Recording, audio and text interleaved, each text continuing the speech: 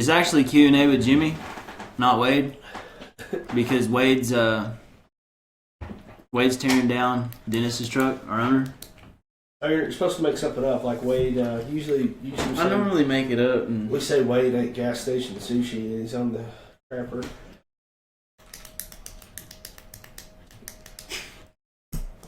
Poor Wade. Anyways, what is he doing? He's putting.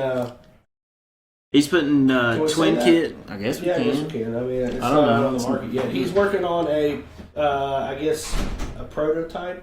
We'll call it a prototype. Yeah. We're gonna beta test the kit. Should we say from here? No, let's leave that till the video comes out. All right. So Wade is making a video of a prototype kit that we're gonna beta test for said company on our owner's 6.7 Power Stroke.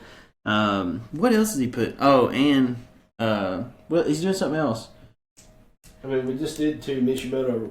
We did two Mishimoto radiators. Kind of. I mean, one of them's that it's two radiators. Yeah. The one, it's two radiators. He's putting a transmission in the truck as well. Yeah. So on Dennis's truck, our owner's 6.7, Wade's going to do the prototype. Twin Kit also going to install a trans to go on the truck. I think he's hoping for right around 750 or something horsepower wise. I actually haven't heard. I think that's what Wade was talking about this morning. 750 it's been on wise. one other truck that they've been fabbing up the kit. This will be the second truck that it's been on. So I haven't heard I mean, you've said in one of those meetings and stuff that I. Oh yeah. So Kevin, see you there. How you doing? Joe Martin, always try to catch us if I can. We're gonna try to do it justice since Wade's not here. Trev, hey Trev, how you doing? Ronald Omark, should you add more additive than normal in your fuel on cold days? Whatever it calls for. I wouldn't add any more than what it calls for the gallon of fuel that you have.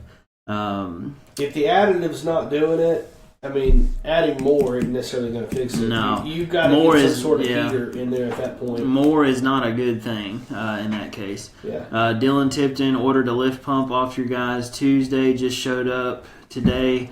Love the fast shipment. Thanks, guys. Dylan, appreciate it. Anything we can do for you, let us know. Chris Shear, I don't know what to say to you. There's not a lot to say. I hope you got Wes's air leak fixed. Wes had an air leak that he's supposedly been fixing in his office for the past year, and Chris had to go out on his own and buy the stuff to fix it. What do you mean an air leak? Like the window? Apparently, the wall leaked in one of the electrical outlets, and Chris had to fix it. Wes couldn't fix it himself? I caught Chris at Lowe's the other night when I was buying some stuff, and that's what he was doing. All right. Let's see here. Joe Martin, when is it time to clean your turbo when you start getting blow by?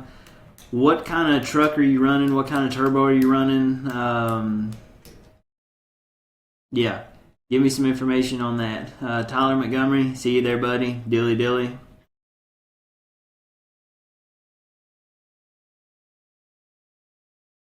Just came off of our oh shoot, Christmas, Happy New Year, Merry Christmas. We came off of all of our sales and everything.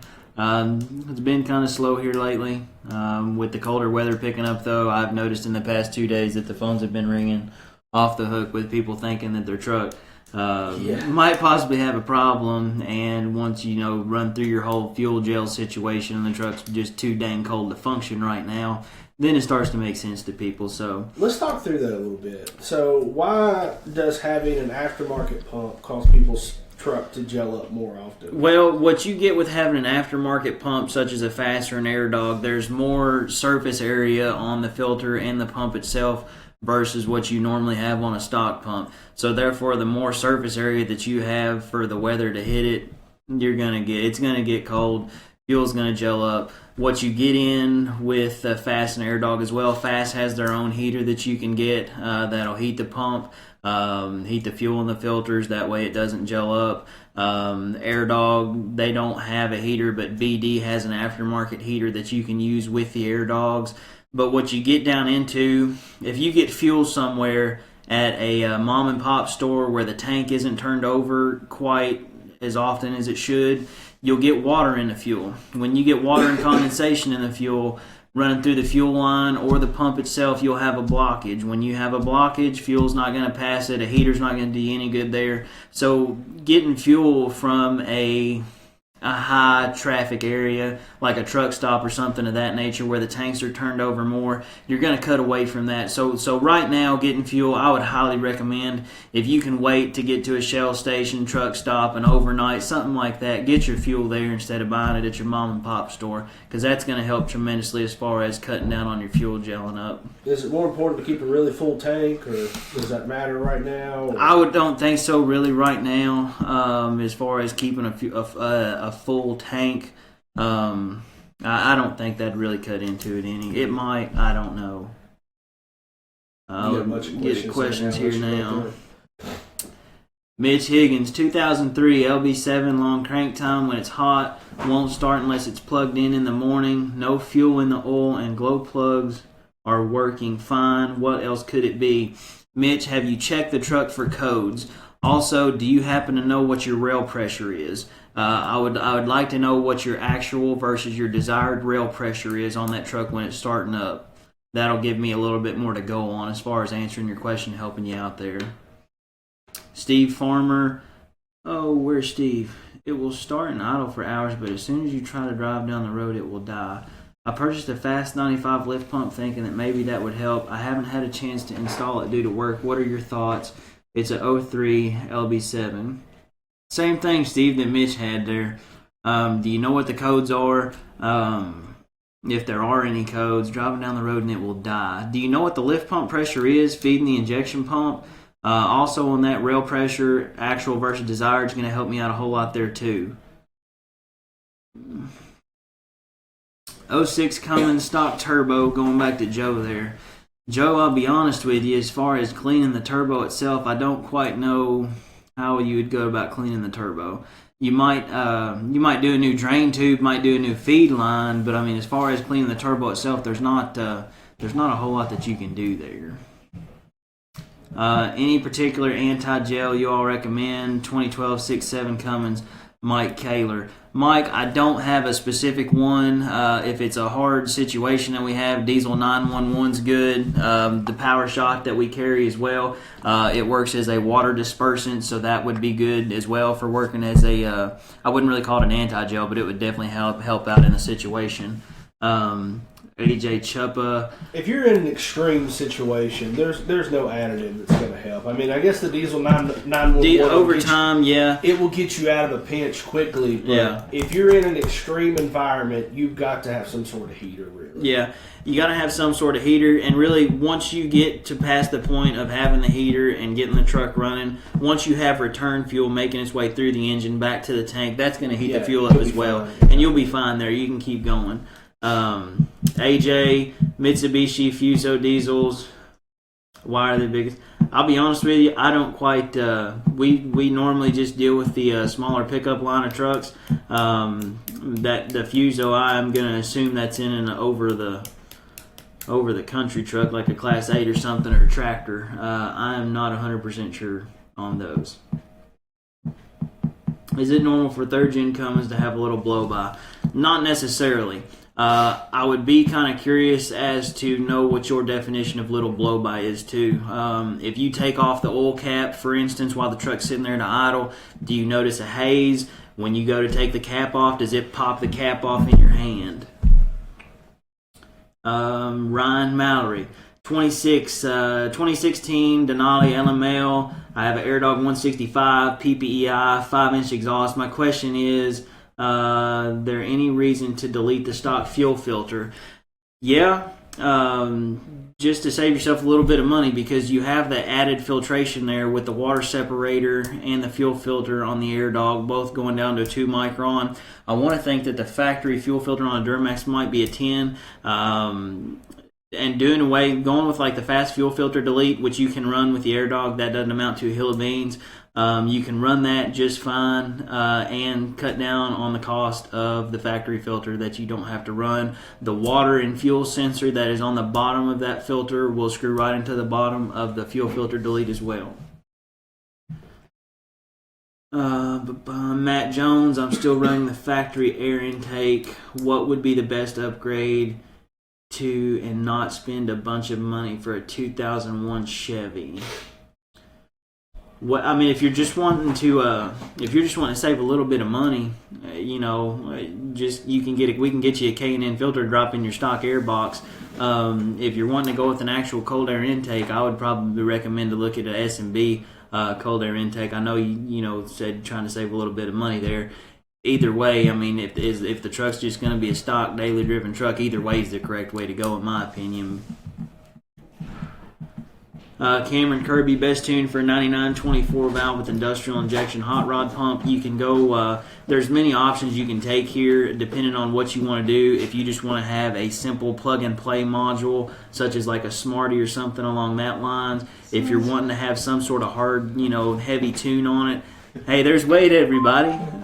If you're wanting to have some sort of hard and heavy tune on it, a drag comp, Quadzilla, Adrenaline, something along that lines that's actually going to tap the injection pump is going to give you your most seat of your pants power difference, so to say. Let's see here. I think I skipped a couple. Cameron's where I left off. JJ Varela, I've got an 01 24 valve fast 150 4-inch exhaust Thoroughbred VP. Did I miss one of his earlier? No. Best custom tuning on the SCT X4 for a 6.0. I'll be honest with you, Aaron, that's nothing that we really dabble in a whole lot as far as doing any kind of custom tuning on the SCTs for the 6 liters. There are a few companies out there, that I've heard some good things about. Just one of those things, I'd bounce around on, do a little bit of research, see what suits you best for the different custom tuners, and go from there. Back to JJ, 2001 24 valve with a fast 150 4-inch exhaust, Thoroughbred BP. I want to install 125 to 150 horse injectors, a stock turbo right now. What are your thoughts on this? I'm going to tell you straight up, I've ran pretty much close to the same setup on some of my trucks. I had 150 horse injectors with a hot rod pump, running a drag comp. It's pretty smoky. I ran the stock Charger for a while. It's pretty smoky until you get on top of the Charger. Once you get on top of the Charger, you're still going to have a light haze, but once you get on top of the Charger, it cleans up pretty good. So you'll be okay. Fuel economy, you're not going to drop anything crazy in fuel economy doing that either, but eventually I would highly recommend to look at some sort of turbo depending on what you're using the truck for, daily driver, if you're towing with it. That'll go in a whole lot more as far as what to mount you up with the injectors you're running. I would also look at the same time when you get to that point to do head studs. Did you upgrade the turbo on yours? Not on the blue truck, I did not. I didn't on the white truck either. What? Yeah, I've had seven damn trucks, man. Joe Martin, what do you think of Fleece's new sump design that eliminates the need for a fast system? I think you're talking about the fuel module upgrade. I saw that. I like it. We haven't had our hands on it. We haven't had our hands on it because when I saw it on Instagram, and it was when they had it at the PRI show, and they just came out with it. So I'll be honest with you, just by looking at it, it looks pretty snazzy. I like the idea of it. I'll have more on it. We can have our hands on it and get it in one of the trucks, and we'll have more to go on from there. So just keep up with us because I'm sure we'll have a video on it. Yeah, we'll have that in soon. Oh, yeah. As soon as they're ready to get it in production and out to everybody, we'll have one of those in. We'll do videos on them and give you a bunch more information. Going back to Jody there with the blow by. More like a little haze, does not pop the cap up and down inside island and a little smoke. It might be to the point you might have an injector that's leaking. You might have an injector that's on the fritz.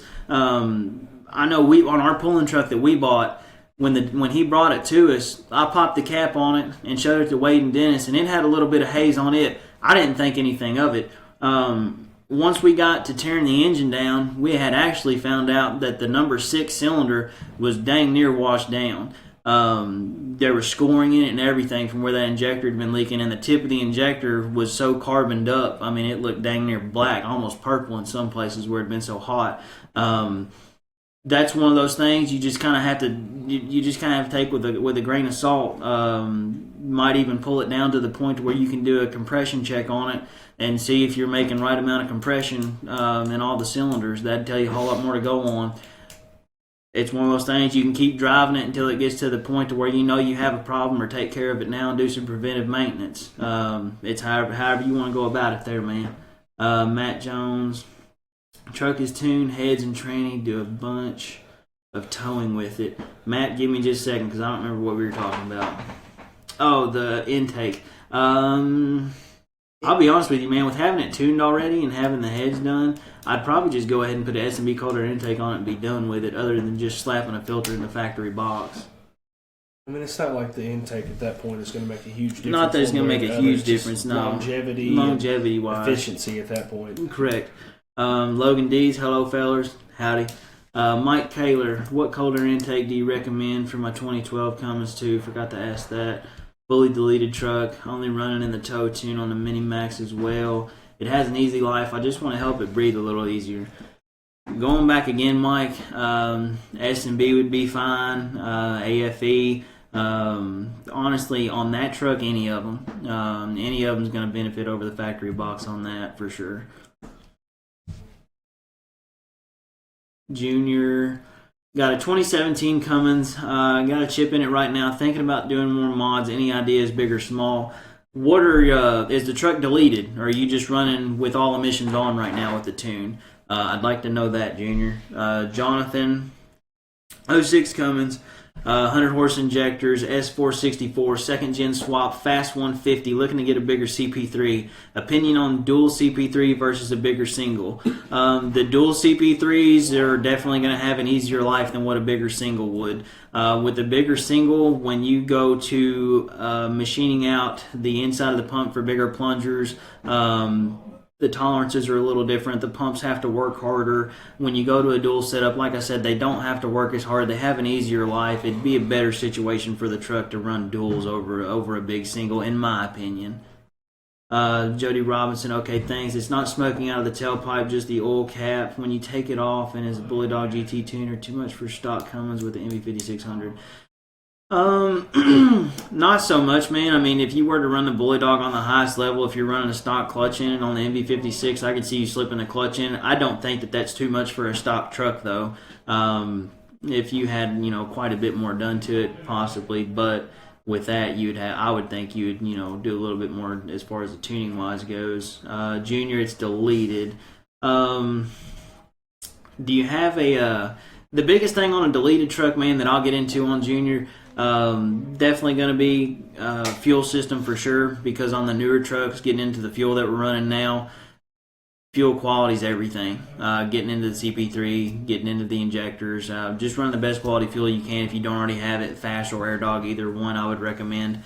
Other than that, once you get those trucks deleted, might look at doing head studs on it too. And then really from there, I mean, you can jump in and start doing whatever you want to. Injectors, start doing engine work, add a turbo kit, do twin turbos, run a bigger single, second gen swap it, whatever tickles your fancy there.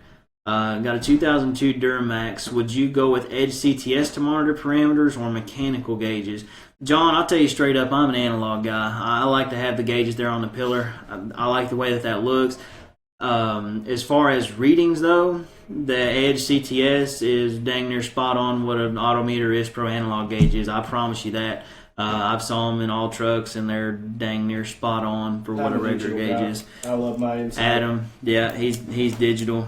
He's in the digital world, digital and nerd. I mean, I would say the one advantage, the cost is usually about the same, because the initial cost on the Insight is usually a lot more expensive than what gauges are. Yeah, once you get into like the first 3 to 4 gauges you get, if you were to get every gauge is what? Usually right around... I mean, gauge pack, if you go with 3 gauges, you're right around $480 bucks already. Which is what you're going to be if you get... an Insight now is $429 plus $120 for... But most of your Insight and everything, it'll already pick up most of your parameters you're wanting to read already off the ECM. Especially on the newer trucks. The only thing that is not going to read, if you buy it just out separate like that, is going to be EGTs. You'd have to buy an EGT probe. And I mean, if you wanted to read something like lift pump pressure, you'd have to get a pressure sensor for that. Or if you want a specific boost reading, like from a certain point on the work through there. Yeah. You'd have to get a special sensor. But, I mean, those sensors is what we're saying is after you had the initial cost, anything special would be cheaper than if you wanted two booster readings off of gauges. You would have to pay the whole thing for a new gauge. Whereas with the Edge, you don't have to do the sensor. The other plus to it is you have I think it's up to 12 gauges that it'll display on one screen. On one spot, and they're really easy to read too. I know used to the old ones, you have the mindset that 12 would be really tiny, but they're really not. Yeah, I mean it's really easy to see. It's a really nice screen. Let's see here. No problem, Junior. Mike, I get a random fuel rail pressure sensor codes on my 12 Cummins. New fuel filter seems like it likes to do it when it's been in a high idle warming up for a while. After it's warm, it never does it again. Random fuel. I'd like to know what those codes are, Mike. If you give me those codes, I'd like to run them through my all data and see what I can come up with on that. Normally, I would think you're going to have a rail pressure code. I feel like you would have it all the time versus just when it's hot. But that's for me to find out and learn about. Willie Robinson, what's the best tuner for 2011 Cummins? I can't talk on that, can I? For the EGR, to do a delete, you have to call in. Yeah, call in. Willie, if you want to, give me a shout or any of the boys a shout up front. I can't speak on anything delete-wise. We'll have to do that over the phone. Zach Vanoy, 2005 Chevy Duramax, blowing coolant out the overflow tank. What could it be? Have you done anything to the truck recently, or has this happened under regular, normal driving? I'd be curious to know if you've changed anything radiator-wise or anything for it to work an air pocket in the system. Have you taken it out and took it to the drag strip or whatever? Maybe gotten it hot and overheated it, stretched a head bolt, and blown a head gasket. Either way, I'd like to know some more information on that. Derek Miller, I have an 07.5 Duramax and have EFI Live with trans tuning from Fleece, Banks cold air intake, and 5-inch exhaust. Also running a CTS2 for gauges. Is it worth doing the Transgo Junior shift kit? The truck has never been in limp mode. I'll be honest with you, man, if you have trans tuning already, I probably wouldn't mess with it. Now, if this is going to be like a strict play truck or something you're taking to the drag strip, more than you're driving it normal, I might look at going with the shift kit. But if it's just a daily driven truck back and forth to work, you might play with it on the weekends. I'd probably just stick with the trans tuning and keep going. Overflow usually what it is. Mike Kaler, I have a pic of the tuner screen, I think. If you can get that to me, Mike, my email is jrainey@thoroughbreddiesel.com. If you could get me like a screenshot of that picture or something and shoot it over to my email, I'd be more than happy to take a look at that for you and try to get you figured out.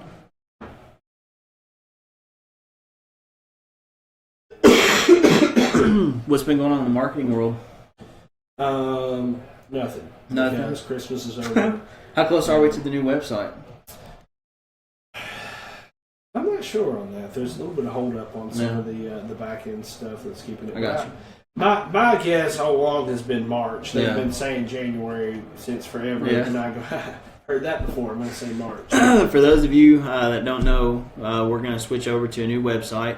And if you've called in complaining about our search bar right now, hopefully with the new website, our search bar will be fixed. You get a dude. It's pretty much every. I know that we don't like it, but I didn't realize that the people. Really well, I mean, it's just there's some things you can search, and there's other things you can't. Yeah. And people call in, you've got to tell them, hey, this is why. But let me think about some new stuff. Mike J Rainey, JRANEY @thoroughbreddiesel.com. Yeah. If you want to, Mike, you can just message the Facebook page too, and I'll get you hooked up with Jimmy. That'll work. Deal. So, I don't know. We're doing a lot of our stuff for setting up what we need to do next year. So if there's something that you guys are wanting from us, if you are sick and tired of receiving Truck Tuesday emails, if you want something different as far as content, we try to do all of this content for you all. So that we're not just trying to get you to buy stuff from us. We want you to kind of live the diesel lifestyle with us. Yeah, I mean, everything's based on you guys. So, I mean, whatever your thoughts are, that's what's going to give us, the best overall outcome for everybody. We're going to give away a bottle of Power Shot again today. We'll go ahead and wrap up the video. You guys can put comments in to vote for this. Pick a number 1 through 1,000. And we'll give it away to whatever the lucky number is. Here in a second, we're going to turn off the video. There's going to be a little button that pop up that says something like sign up for notifications or something like that. Make sure and click on that because that's how you make sure you get to see all of the live videos. And we'll make sure and have Wade back on here next week for you guys. I know how everybody misses his ugly mug. So everybody misses Wade. Everybody likes Wade. I don't get it. Yeah, here's what we really need you all to do. We need you to email in and request for signed autographed pictures of Wade. I've been trying to do that for a while. I think and for he the next looks show. at me and he says, "Don't do that. That's where I draw the line." And I said, "Okay, but if enough people recommend it, you got to give the people what they want." Right? Yeah, I agree. I think at the next show I'm going to get a bunch of headshots made, and I want you guys to come up and just ask for his autograph. I think that would really put him over the top of his stardom.